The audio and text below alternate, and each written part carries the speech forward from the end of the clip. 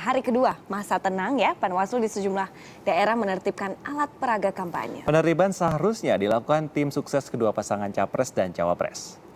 Lurah punya tugas, Panwas punya Minggu malam sejumlah lurah dan kepala lingkungan di Medan Kota, Sumatera Utara turun ke jalan-jalan protokol.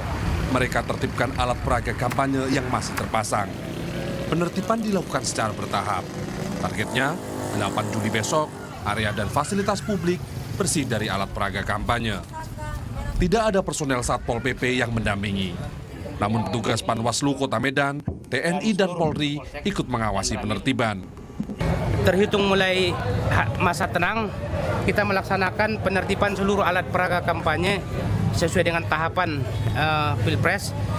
Pada malam hari ini hadir dari seluruh unsur pengurus, ya, Ketua Panwas dan seluruh jajarannya, PPK dan seluruh jajarannya, dari Polri, TNI, seluruh kepala kelurahan dan seluruh bapak-bapak dan ibu kepala lingkungan. Tim sukses pasangan Prabowo-Hatta juga berinisiatif turunkan alat peraga kampanye yang masih terpasang di sejumlah area dan fasilitas publik. Memasuki masa tenang, namun spanduk kedua pasangan calon presiden dan wakil presiden masih terpasang di jalan protokol Kota Serang. Satpol PP pun menurunkan alat peraga kampanye ini Minggu sore. Penertiban berlanjut ke sejumlah posko pemenangan.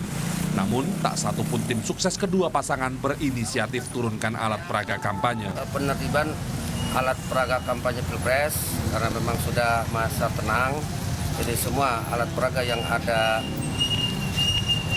baik di Kota Serang semua yang terpasang ini harus sudah disterilkan.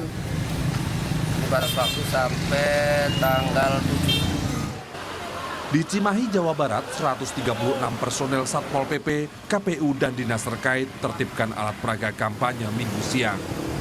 Meski berukuran kecil, namun sebagian besar terpasang di fasilitas publik seperti jembatan, dinding bangunan, hingga tiang listrik.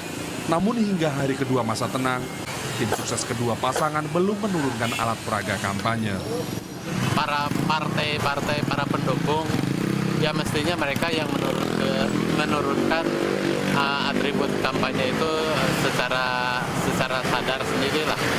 Tapi karena memang masih banyak yang belum mereka turunkan, tim kami akan tetap membersihkan selama 3 hari.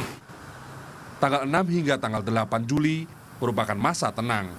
Artinya, masing-masing calon presiden dilarang berkampanye dalam bentuk apapun, termasuk lewat alat peraga kampanye.